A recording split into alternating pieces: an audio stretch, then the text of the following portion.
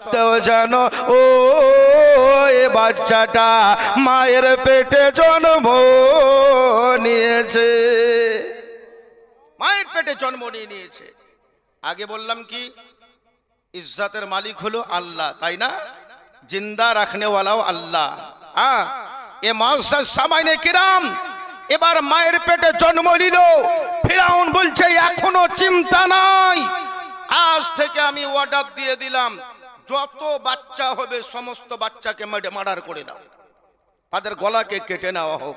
কিতাবের মধ্যে লেখা আছে কয়েক হাজার বাচ্চার মাথাকে মস্তককে কাটিয়ে নেওয়া হয়েছিল এবং তাদেরকে মেরে ফেলে দেওয়া হয়েছিল। কিন্তু আমার মুসা নবীর জন্ম নিয়েছেন।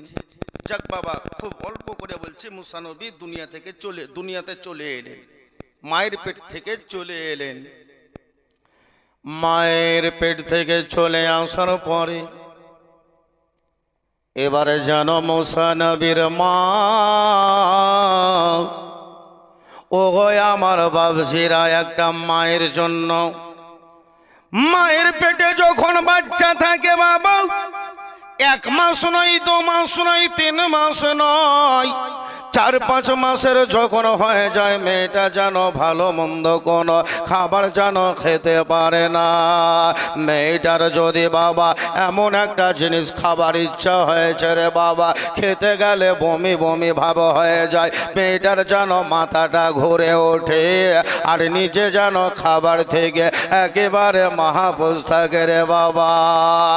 যখন বাবা 7-8 মাসের হয়ে গেল, মেয়েটার পেটে এমন এমন সময় যন্ত্রণায় আসে, মেয়েটা মনে মনে করে এই বাচ্চাটা যদি একবার হয়ে যায়, এই বাচ্চাটা যদি দুনিয়াতে আসে, আর আমি দ্বিতীয় বাচ্চা নেব না, এটা যেন মনে করে রে বাবা।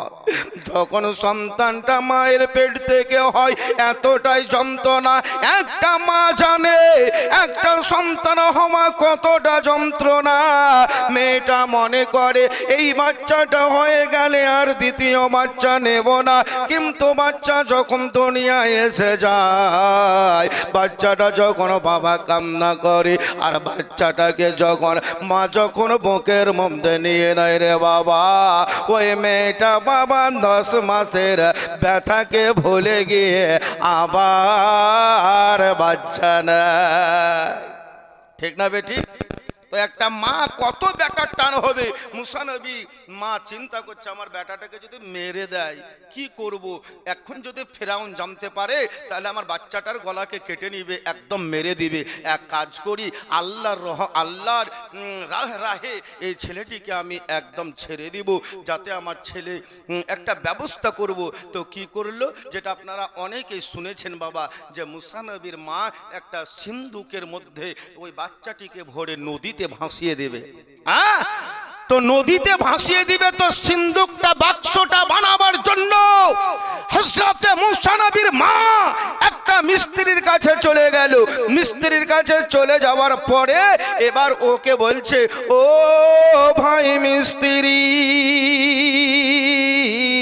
একটা কথা বলবো, একটা আমাকে বাক্স বানিয়ে দিতে হবে, টাকা লাগে তোমাকে দেব।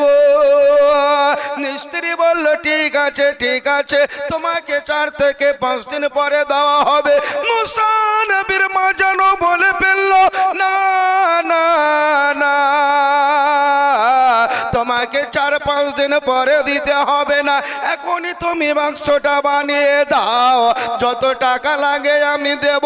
ওই মিস্ত্রি বলছে, কেন, এমন কোন তোমার প্রয়োজন পড়লো, এমন কোন তোমার দরকার পড়লো? মুসা নবীর মা যেন বলে ফেললেন, মহিলা মানুষ তো বাবা, সঙ্গে সঙ্গে বলে ফেললেন, ওগো মিস্ত্রি, এমন একটা কথা বলবো, আমার একটা বাচ্চা হয়েছে, আমার একটা সন্তান হয়েছে, এখন যদি ফেরাউন জানতে পারে আমার বাচ্চাটিকে একেবারে মার্ডার করে দেবে। বাচ্চাটি ছেলেটিকে তোমার সিন্ধুক বানিয়ে দেওয়া, ওই সিন্ধুকের মধ্যে ভরে আমি আল্লাহকে সাক্ষী মেনে আমি নদীতে ভাসিয়ে দেব, কিন্তু ফেরাউনের হাতে দিব না। বুঝতে পারলেন? ফেরাউনকে আমি মারতে দেব না, ফেরাউনকে মারতে দেব না। যাক, আমি ছেড়ে দিব, চলে যাই যাক, কিন্তু ওর দ্বারাতে আমি মার্ডার হতে দেব না। তো মিস্ত্রিটা তখন বলছে, আচ্ছা মা, আচ্ছা কত টাকা দিবে বললে? তো ধরেন 1000 টাকা হইল।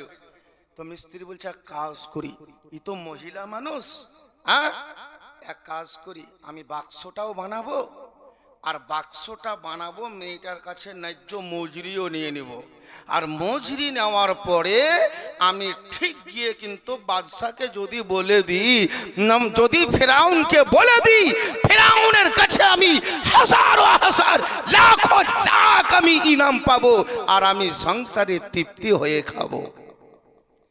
এবার মিস্ত্রিটা করলো কি, ভালো মানুষ, মিস্ত্রিটা সঙ্গে সঙ্গে বাবা মুসা নবীর মায়ের কাছে টাকা নিল।